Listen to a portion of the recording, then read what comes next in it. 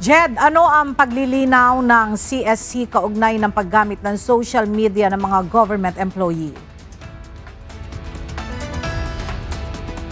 Nilinaw ng Civil Service Commission na pinapahintulutan naman yung mga government employee na mag-like, mag-share, mag-comment o mag-repost ng mga election-related content sa kanilang social media accounts. Kaugnay nga ito ng mga artikulong lumabas na nagbabawal umano sa mga kawani ng gobyerno sa mga nasabing activities sa kanilang personal accounts. Pinaalala ng Civil Service Commission o CSC ang mga patakaran ukol sa paggamit ng social media ng mga kawani ng pamahalaan. Ito ay kaugnay ng umiiral na Memorandum Circular No. 3, Series of 2025 na nagsasaad ng mga alituntunin upang mapanatili ang political neutrality ng mga empleyado ng gobyerno sa gitna ng campaign period.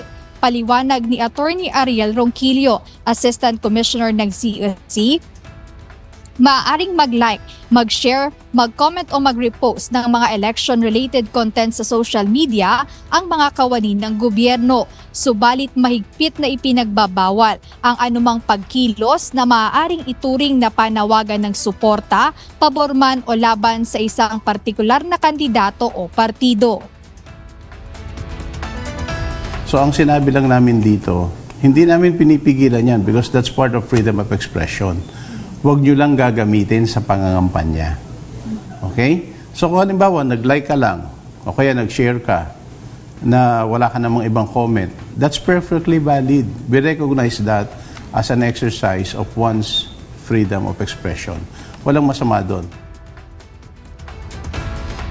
Nilinaw ng komisyon na ang simpleng pakikilahok sa mga talakayan sa online platforms ay hindi kaagad ituturing na partisan political activity, maliban na lamang kung ito ay malinaw na may layuning impluwensyahan ang publiko na bumoto o huwag bumoto para sa isang kandidato.